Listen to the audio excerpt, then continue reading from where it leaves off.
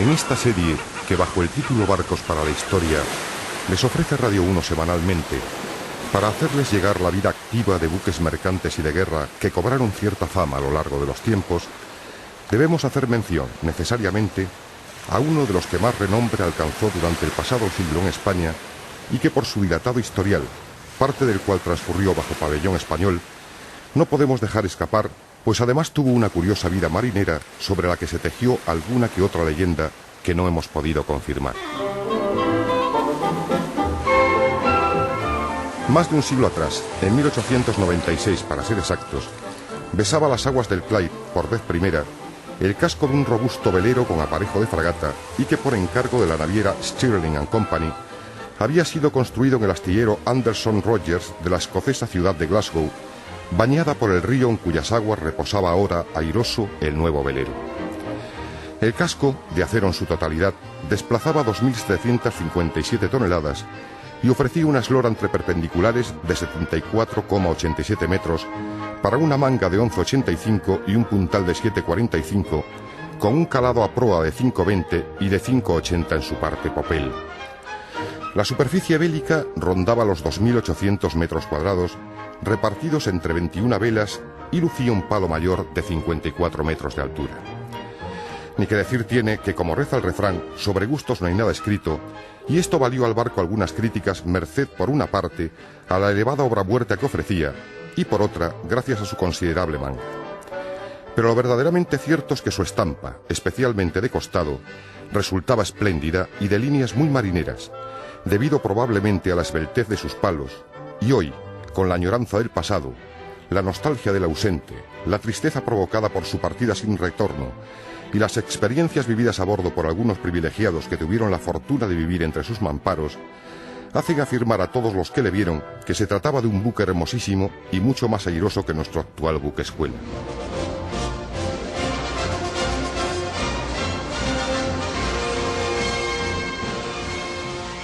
Sus armadores decidieron bautizar a la nueva nave, dedicada al transporte de grano,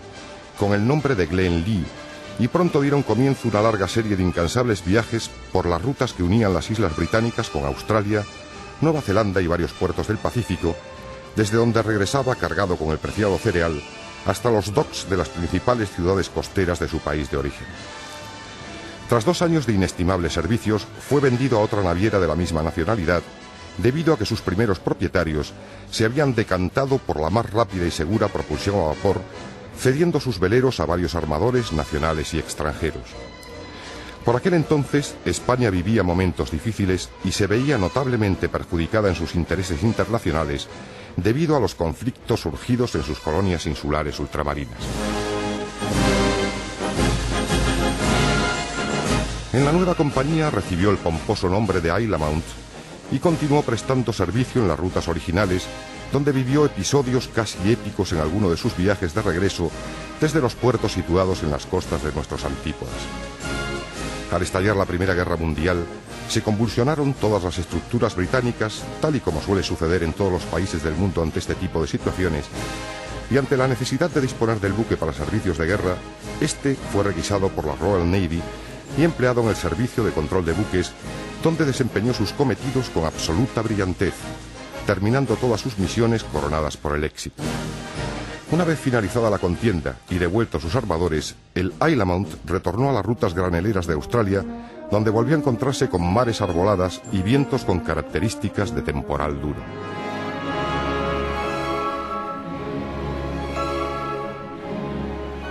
En noviembre de 1919, sus últimos propietarios decidían poner el buque nuevamente en venta y tras varias gestiones destinadas a obtener el mayor beneficio resultante de la operación, llegaban a un acuerdo con la naviera genovesa Stella Società Italiana di Navigazione, donde recibió el precioso nombre de Clarastella. A mediados del siguiente año, sus nuevos armadores decidieron dotarlo de propulsión mecánica, para lo que se le instalaron en popa 2 motores Ansaldo de 450 caballos cada uno, que accionaban 2 hélices tripala colocadas en las aletas y con arbotantes de sujeción en la parte de cola de los ejes. Se le colocaron 2 pequeñas chimeneas a modo de palos de maniobra que servían de escape para los gases provocados por la combustión de los motores. Se le desmontaron las vergas del mesana, excepto la verga seca, con lo que su aparejo original de fragata fue adaptándose al finalmente definitivo de brick barca y se le dotó asimismo de instalación eléctrica, de la que carecía, mejorándose además sensiblemente los alojamientos de la escasa dotación que habitualmente lo tripulaba.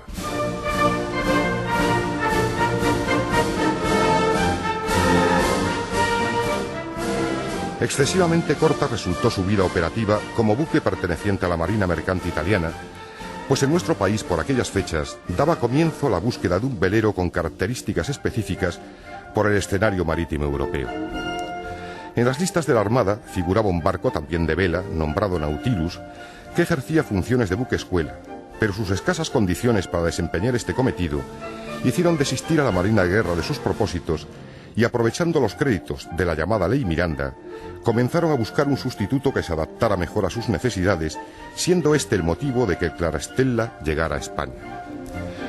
Adquirido en el año 1922 por 650.000 pesetas cuando presidía el gobierno de la nación don Antonio Maura y era ministro de Marina el marqués de la Cortina,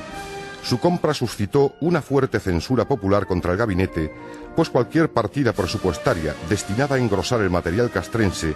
era vista con recelo por los ciudadanos, aunque en este caso concreto demostraba una vez más la ignorancia del pueblo hispano en cuestiones marítimas.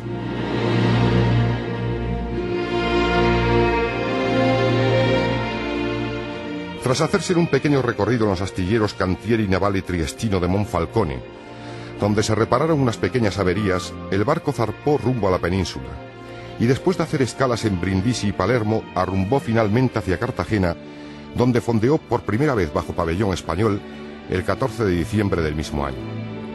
Todavía su casco ofrecía el color negro original, que posteriormente sería cambiado por el blanco característico de nuestros buques escuela. Las autoridades navales decidieron rebautizarlo con el nombre de Galatea, nombre que evoca gratos recuerdos en todos aquellos que contemplaron su silueta en los arsenales ferrolanos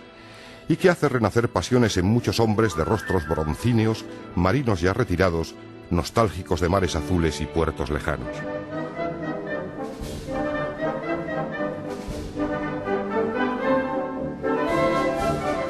Desde Cartagena, el Galatea fue trasladado a los astilleros Echevarrieta y Larrinaga de Cádiz, donde fue transformado en buque escuela de guardiamarinas, según contrato de fecha 30 de abril de 1923. Después de las reformas acometidas, entre las que destacaremos el lastrado, pues no debemos olvidar que se trataba de un granelero con espaciosas bodegas, pasó a tercera situación, donde se colocó bajo el mando del capitán de fragata don Ramón Martínez y del Moral, su primer comandante, quien había sido comisionado para ocupar dicho destino el día 19 de octubre del año anterior. Hasta el año 1928, en que fue relevado por el Juan Sebastián de Elcano, buque construido un año antes en los mismos astilleros que habían acometido el reacondicionamiento del Galatea, desempeñó las tareas docentes como aula flote para los futuros oficiales de nuestra Armada, sustituyendo posteriormente al anciano Nautilus ex Carl Castle como buque escuela de maniobra, es decir, destinado a la formación profesional de los marineros que llegarían a ocupar plaza de suboficiales en tareas de cubierta y navegación. Fue por esta época cuando sus ya castigados motores Ansaldo fueron sustituidos por los más modernos y eficaces diésel Atlas Polar de 800 caballos de potencia, a los que se sumaron dos grupos electrógenos de corriente continua, con 160 caballos y 100 kilovatios cada uno, dotándosele además de un grupo de emergencia, asimismo de corriente continua, y capaz de desarrollar 40 caballos y 25 kilovatios.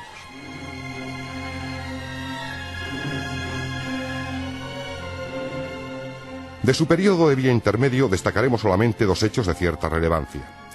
El primero tuvo lugar en el verano de 1936, cuando, sorprendido por la guerra civil en la mar, con 49 guardiamarinas y 160 marineros a bordo,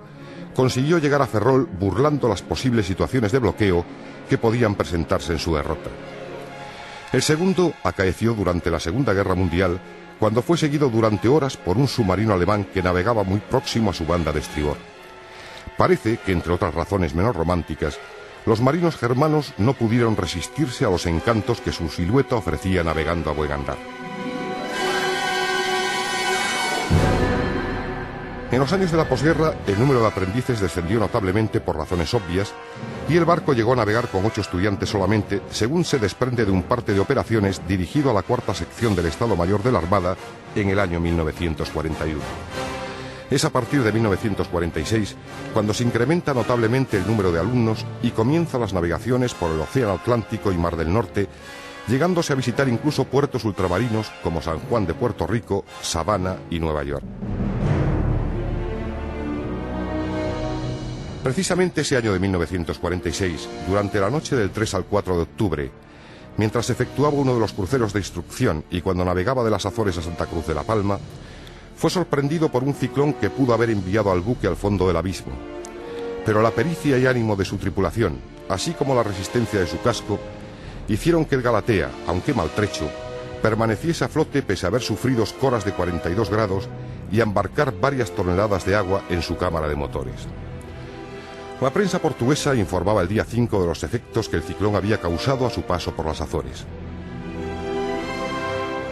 El viento alcanzó en algunos momentos los 175 kilómetros por hora, derribando millares de árboles que fueron arrancados de raíz. Los muros de las fábricas, incluso los más resistentes, son ahora un montón de ruinas y numerosas chimeneas han sido derribadas. Los daños en la agricultura y la industria se elevan a muchos millones de escudos. Las instalaciones de energía eléctrica y telefónica fueron desplazadas por el viento y en el sector marítimo se habla de 60 desaparecidos y 150 muertos, así como del hundimiento de incalculable número de embarcaciones menores que resultaron destruidas, así como 4 remolcadores en el puerto de Punta del Gran.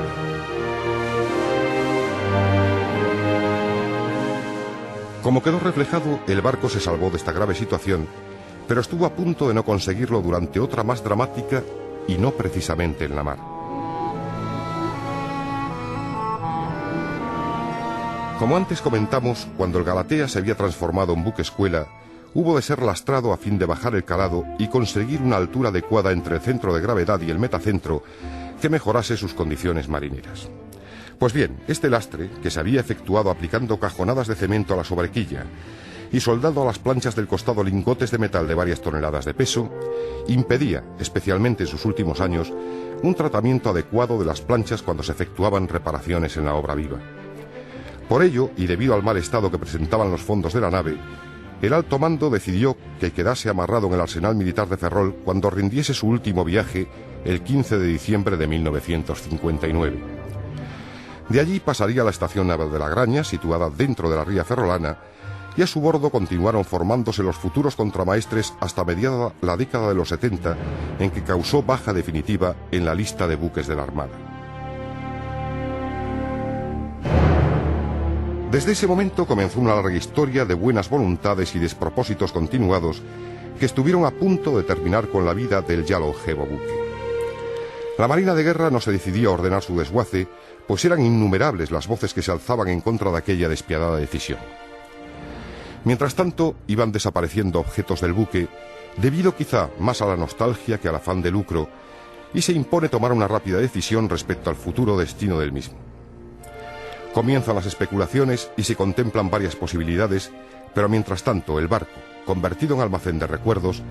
va perdiendo sus portillos de bronce, la robusta y preciosa placa del mismo material que adornaba la cámara del comandante, la bomba real de achique, motones, cabilleros y un largo etcétera.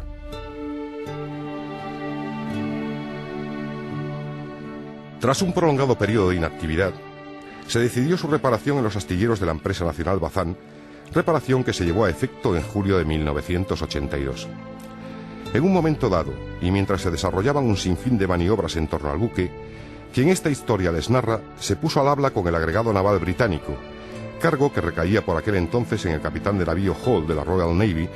para proponerle un método de salvamento del buque.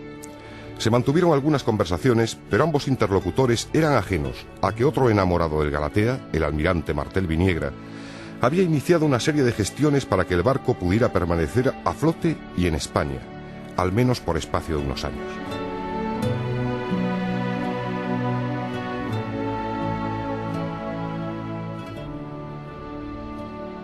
La idea del almirante consistía en adaptarlo para centro de comunicaciones en la por entonces futura Expo de Sevilla, teniendo previsto su amarre frente a la tan significativa para los heraldistas cántabros Torre del Oro. Se creó un patronato que recibió el nombre de San Telmo y en las negociaciones estuvieron involucradas altas personalidades representativas de la vida política, intelectual e industrial de finales de la década de los 80. Finalmente, el Galatea remolcado zarpó de Ferrol rumbo a la capital hispalense y el almirante, ya entrado en años, tuvo el valor de efectuar la travesía completa, enrolado como simple marinero y con el riesgo que suponía remolcar un casco tan maltrecho si las condiciones de mar y viento no resultaban favorables. Pero consta que todo lo hizo por no abandonar el barco de sus amores.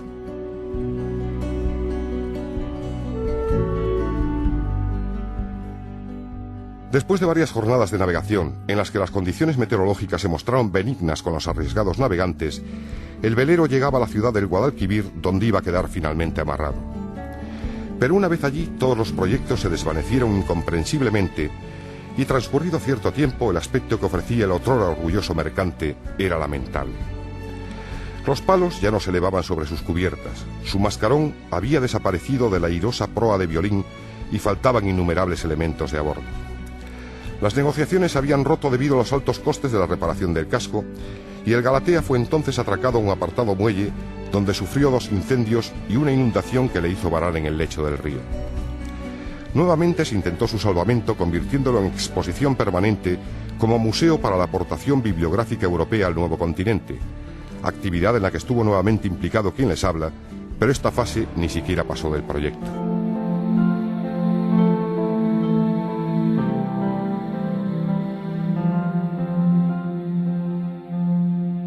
Con casi 2 metros de agua en sus bodegas y las planchas prácticamente inservibles, se decidió su venta en pública subasta y, afortunadamente, su ciudad natal se acordó de su hijo predilecto y, por medio de suscripciones y otros sistemas de recaudación de fondos, consiguió la aportación necesaria para salvar al buque de un inminente desguace para chatarra.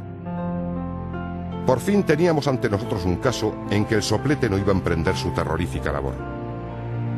Ni que decir tiene que esta noticia causó enorme alegría entre los admiradores del Galatea, aunque eso sí, notablemente atemperada por la marcha del barco a su país de origen. No obstante, todos respiramos satisfechos al saber que su salvación estaba próxima, comprendiendo a la vez cuán lejos estamos en España de otros países europeos que salvaron barcos tan distinguidos como el Cutty Sark en Inglaterra, el Rikmers en Alemania y posteriormente el Vasa en Suecia.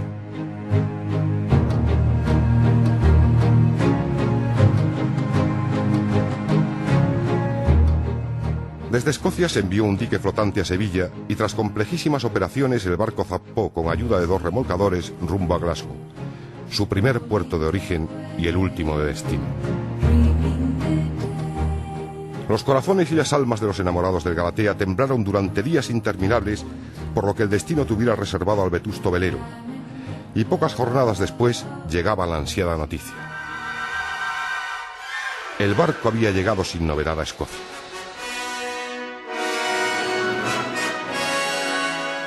Un suspiro de alivio brotó del fondo de los pulmones de quienes vivían con ansiedad y temor esta travesía, y todos, absolutamente todos, prometimos visitarlo en su segura base y vuelta a su condición original.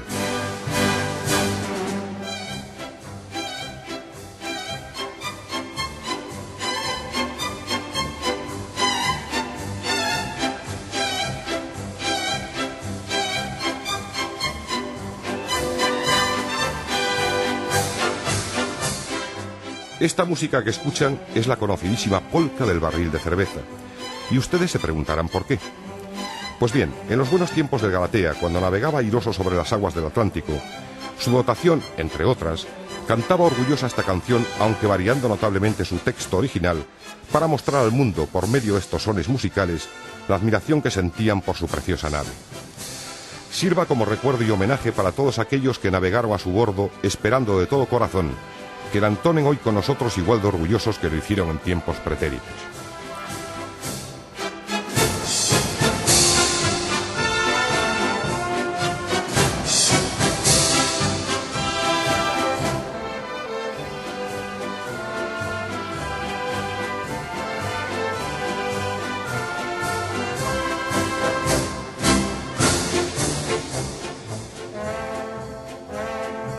Oh Galatea, eres el barco mejor.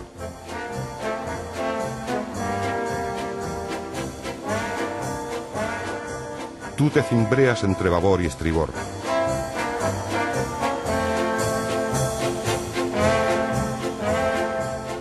Las olas te agitan desde la roda al timón.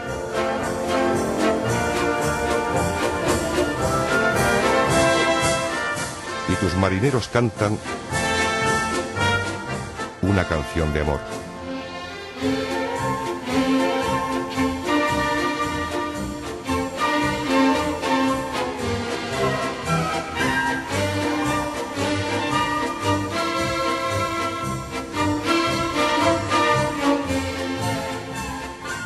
Hasta la próxima semana, un cordial saludo de Manuel Ángel de Lobeiras y Fernández.